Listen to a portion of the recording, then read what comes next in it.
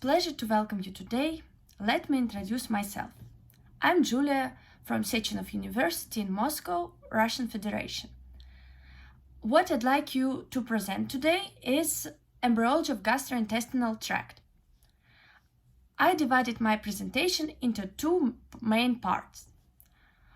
Point 1 deals with embryology and point 2 deals with congenital abnormalities. In this part of my presentation, I'd like to talk about embryology. Here we can see stage of axial organ.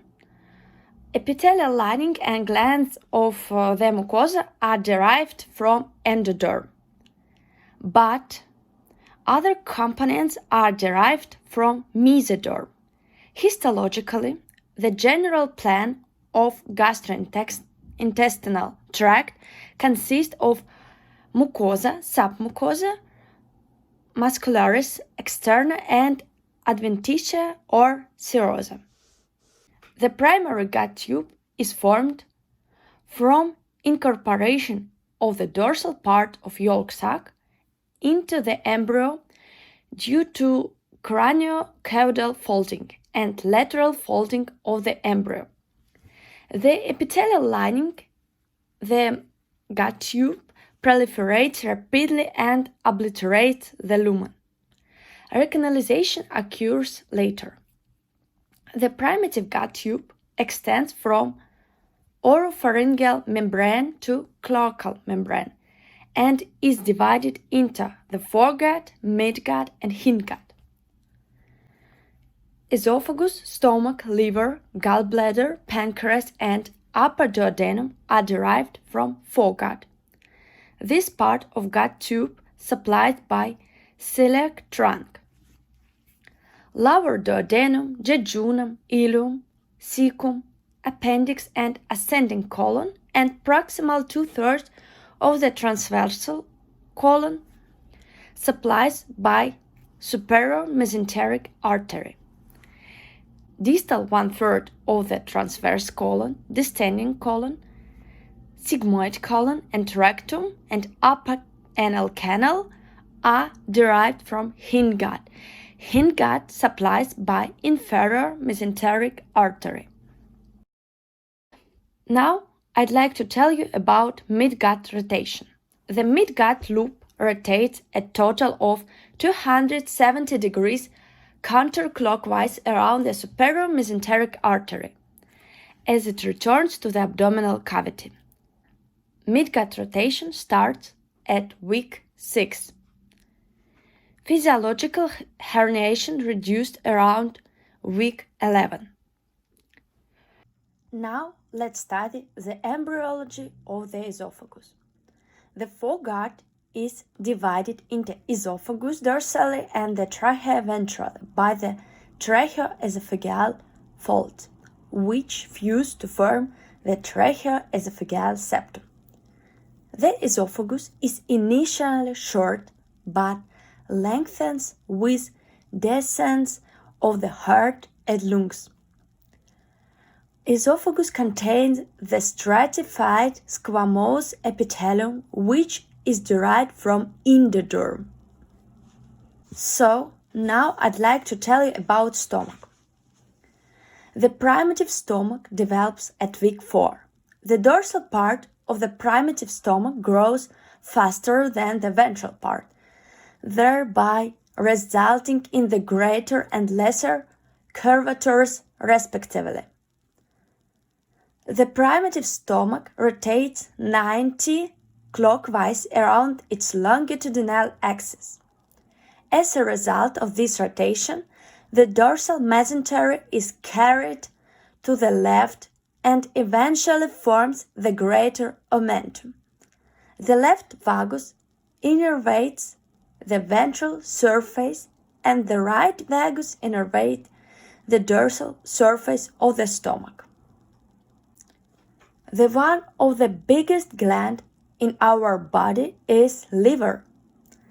The endoderm lining of the foregut forms an outgrowth or hepatic diverticulum into the surrounding mesoderm of the septum transversum, through induction by fibroblast growth factor 1, 2, and 8, released by cardiac mesoderm. The mesoderm of the septum transversum is involved in the formation of the diaphragm, which explains the initiate gross anatomical relationship between the liver and diaphragm.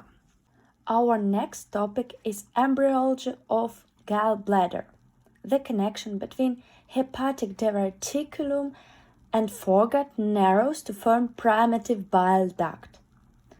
Outgrowth from the primitive bile duct gives rise to the gallbladder rudiment and cystic duct.